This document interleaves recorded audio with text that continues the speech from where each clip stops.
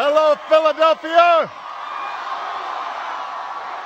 For Democrats to maintain their majorities in the House and Senate, they'll need a strong showing in Pennsylvania. Fearful of losing many of the gains they made in the state during the last 4 years, party leaders are trying to fire up the base.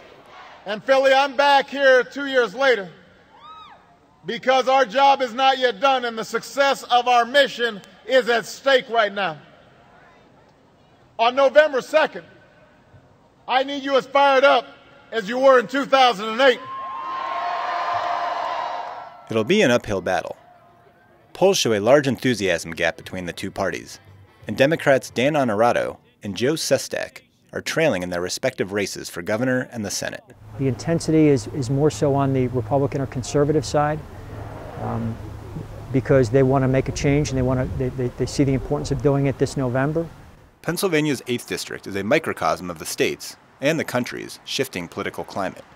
Composed of Bucks County and a small sliver of Philadelphia, it's a mix of rural, urban, and suburban that has been growing increasingly Democratic over the past decade. Republicans hope to reverse that trend. Democratic Congressman Patrick Murphy, an Iraq war vet and a member of the fiscally conservative Blue Dogs, is considered a rising star in the party. Yet he's in a tough fight against former Congressman Mike Fitzpatrick, whom Murphy beat as part of the Democratic wave in 2006. We cannot turn back to the failed economic policies. Aware that the energy is on the other side, Murphy has been attending feisty rallies with unions and other political allies. He reminds them of Fitzpatrick's vote for the Central American Free Trade Agreement, which he says cost the district thousands of jobs. He was the tie-breaking vote to ship jobs overseas, and he has the audacity to turn around now and say, look at the unemployment. Look at what the Democrats did. No shit, Sherlock. No shit. Congressman Murphy likes to blame everybody but himself for the condition we find ourselves in 2010. The fact is, when he took office, the unemployment rate was 4.6%, and he has doubled it with his national policies that he has enacted. Fitzpatrick criticizes Murphy for voting for the controversial stimulus, healthcare, and cap-and-trade bills. He is not alone. Providing a boost to Fitzpatrick's and other Republicans' campaigns is the Tea Party. In Bucks County, the Kitchen Table Patriots have transitioned from protests and issue advocacy to phone banking and get out the vote.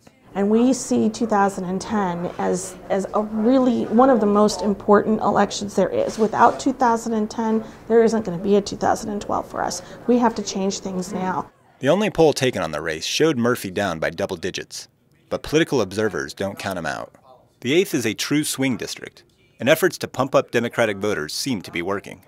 I think we're just as fired up as the Tea Party. I'm going to do my part. I tell all my friends. I'm reinvigorated to vote the straight ticket and look forward to doing so and look forward to a victory that evening. Of course, shoring up the base only solves one problem. The next challenge for Murphy and his fellow Democrats is to win back independents who've been flocking to Republicans by a 2-to-1 margin. Well, 2008 I voted, for Obama, and his local election, Patrick Murphy. But this time I won't vote for Patrick Murphy because I can relate better to Fitzpatrick.